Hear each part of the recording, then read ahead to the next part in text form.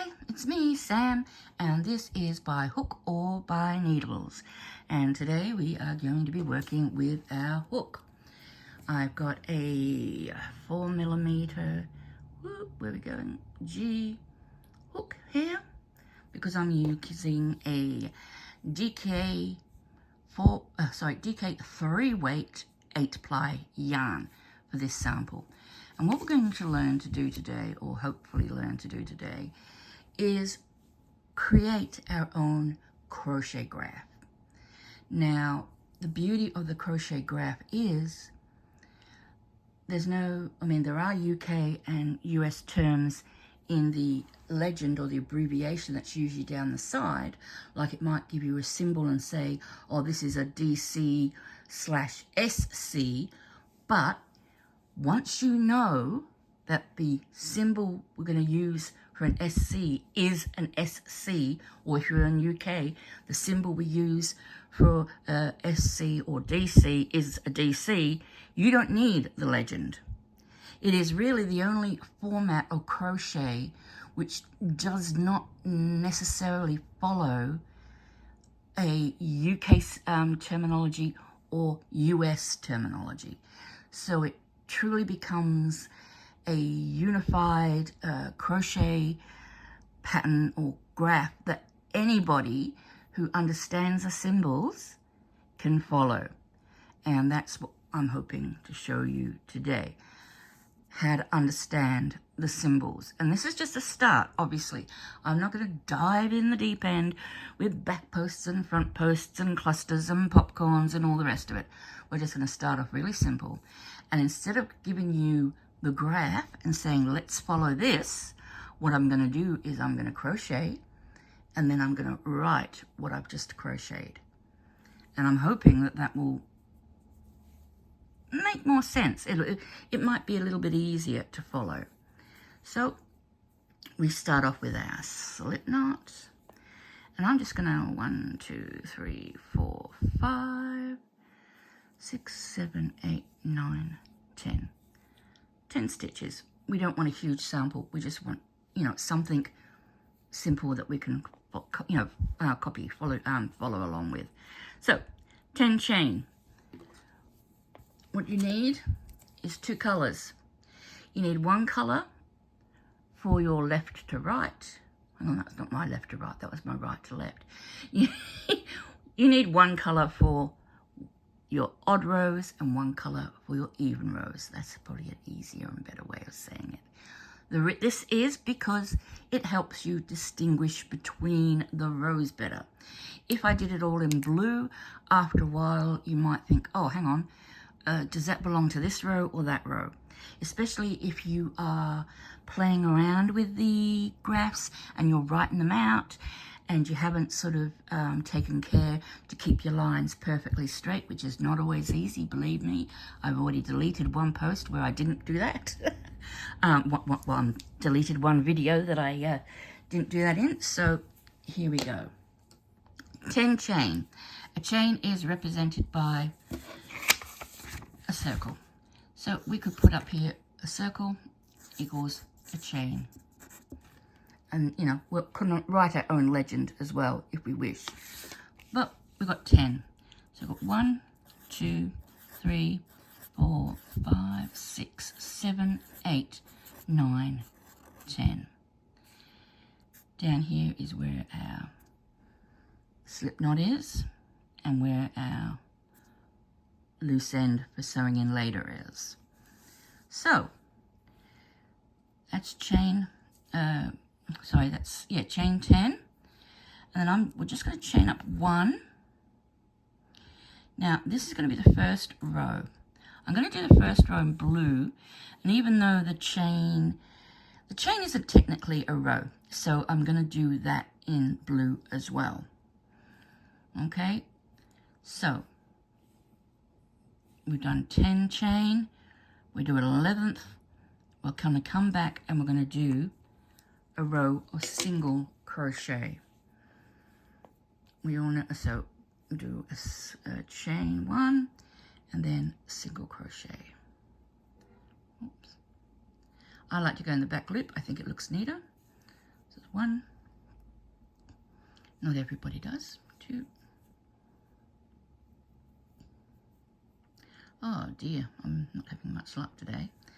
This is, I think, the Style Craft Special DK from the UK, which is available from Wool Warehouse, amongst other places. I like this yarn. It is a very, very soft acrylic. It is a very durable acrylic. When I work with it, I don't find I get, you know, any peeling happening. I don't know if it's, I don't think it's stated as anti-peel, but it certainly doesn't seem to peel as much as some of the other DKs or 8 plies or 3 weights that I've used. Okay, so we've done 1 single crochet in each of our chain. How are we going to represent that? Well, the single crochet is just represented with a plus. That's the SC. And as we know, the SC in the UK is a DC. It's just a plus. It's the simplest stitch. So we go across and we put a plus in each of the chain. We put them directly above so that we can see that they go into that. When we get to the end, we're going to put 2 chain, and we're going to be coming back in the opposite direction, and we'll use our red pen when we do that. So 2 chain, I'm going to come back and I'm going to do a half double crochet, my favorite stitch. Okay, half double crochet in each of the single crochet.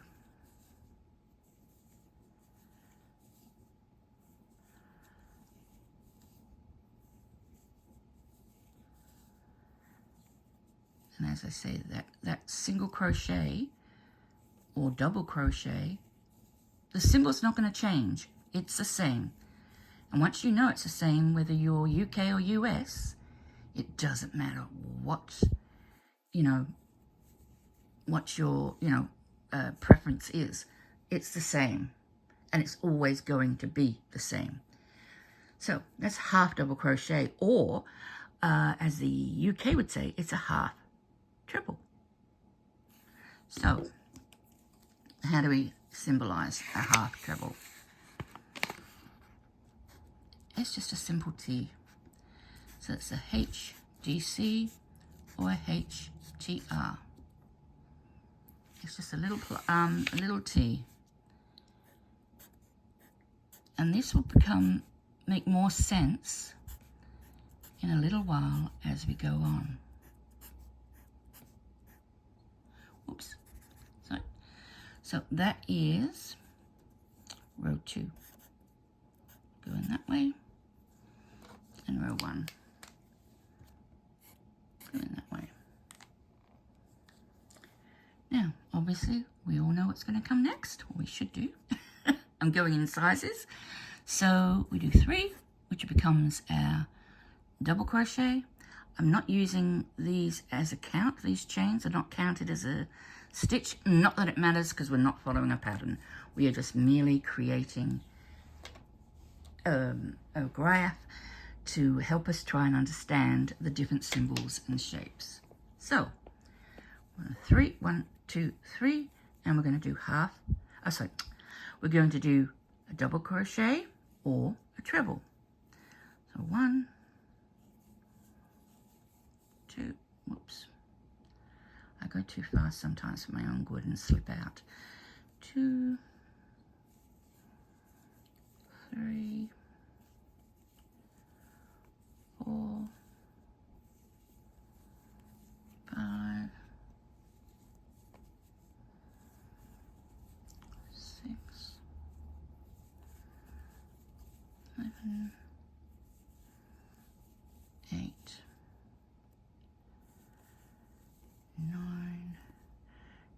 4, 6, 8, 9, and 10 into there. Right. Okay. So, what's our double crochet treble look like? Well, now, this is where I think the UK version got their names for their stitches from, because this is a T with 1 slash through it, and that is a double crochet or a treble, because it's one loop over. And that's why I think, that's why the US call it a double crochet, because you're looping over once. But the half double crochet is called a half double crochet in my opinion, because although you're still looping over once, you're pulling through all 3, whereas in the double crochet, you're still looping over once, but you're pulling through 2, then pulling through 2. The treble, in this instance, in my opinion, doesn't quite make sense, because to me, when I think of treble, I would think, oh yes, that means I'm looping over a couple of times, or I'm pulling through multiple times. With a DC, you're pulling through twice. With a treble, you would be pulling through 3 times. But we'll see that in a little while. But it doesn't really matter what they're called, because the symbols are the same. So we've got a T with a stroke. And that stroke, I always look at it as meaning how many loops over the hook we need before we go into the stitch. And once again, we're going into every stitch. So that's that. Whoops. All right. Now onto our trebles, which will be 1, 2, 3, 4 chain. 1, 2, 3, before when we come back. So try and guess how many, what the treble is going to look like. Okay. 1, 2. 1, 2, 3. See, I think the Americans actually got this right. You're looping over twice, but when you're pulling through 3 times. 1, 2, 3. Treble, 3 times you pull your loop through. Makes sense, maybe? Or is it because you've got 3 loops on the hook at the very beginning? I don't know. Like I say, with this method, it doesn't really matter, because once you know what the symbols are, it doesn't change. It doesn't change for the graph. Why am I cannot seem to get my yarn ready. I cannot seem to get 2 over. Okay.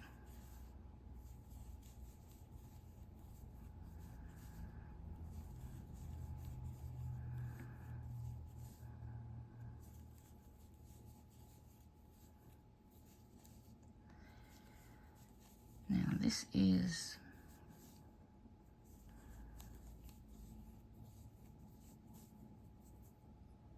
beginner stuff, but it's good. I mean, it's a start. If you've never considered crochet graphs before, or maps, as I call crochet maps, I often call them, I would strongly, suggest or wish that you did, because they really are so much easier to follow. Okay, our treble. You guessed it, 2. 2 strokes through the T means it's a treble. I think the UK call it a double treble from memory. But yeah, once again, it does not matter, because the symbol doesn't change. And so therefore, if you know that those 2 lines mean loop over twice, it doesn't matter whether it's called a treble or a half or a double treble, because you can just follow the graph. So this is a T with 2 strokes.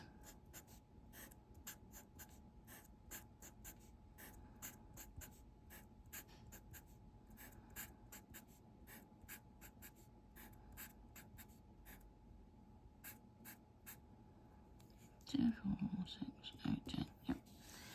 Okay. Now, let's try something a little different. We're going to go back to double crochet. And I'll just try something a little bit different to finish on. We'll finish on this. So we do our one. We're going to start with a double crochet in the end. Chain 1, skip 1, double crochet. Chain 1, skip 1, double crochet. Chain 1, skip 1, double crochet.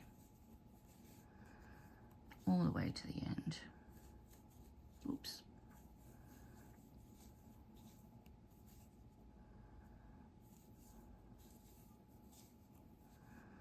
Okay. So, how are we going to represent this? We know the double crochets.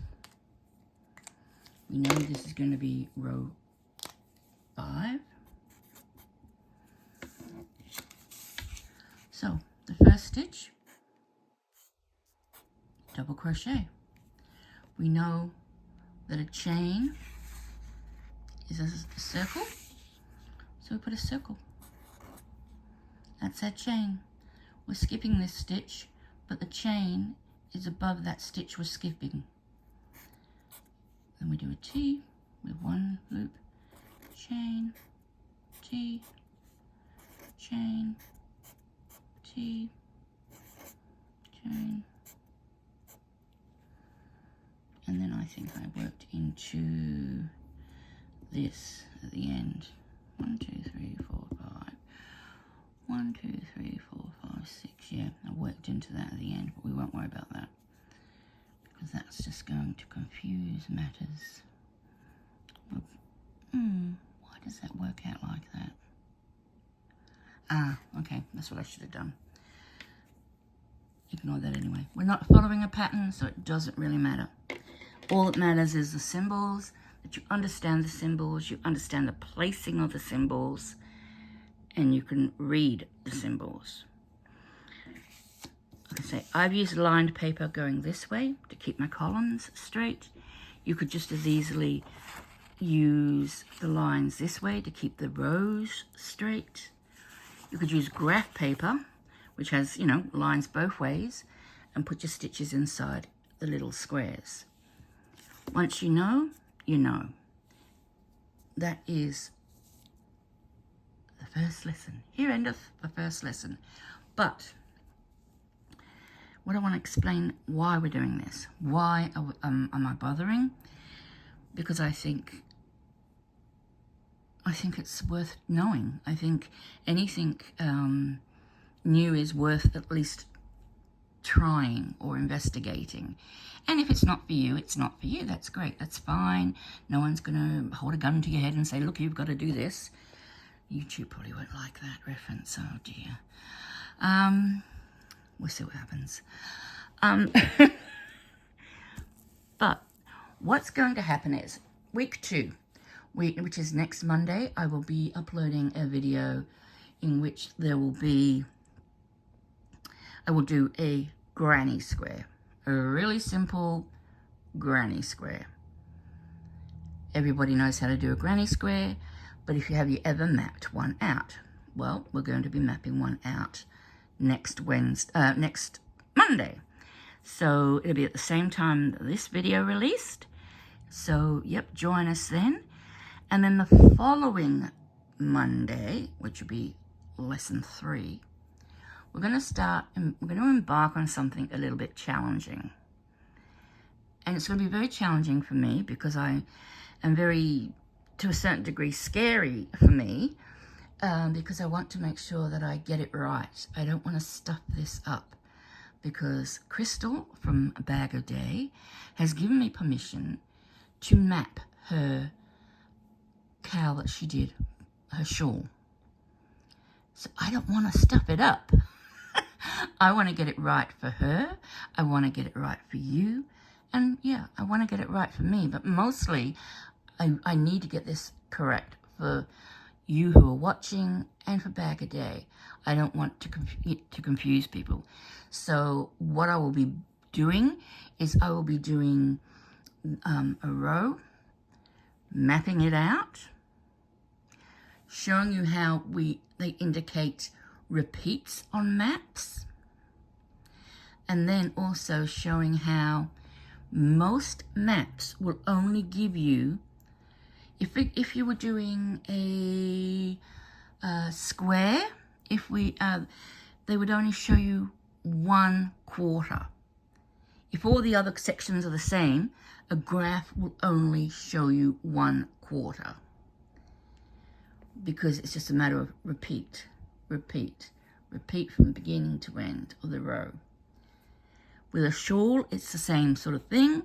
It's usually divided into 2, unless there's some asymmetry, which there may be. I haven't actually looked at Crystal's shawl. There may be some asymmetry.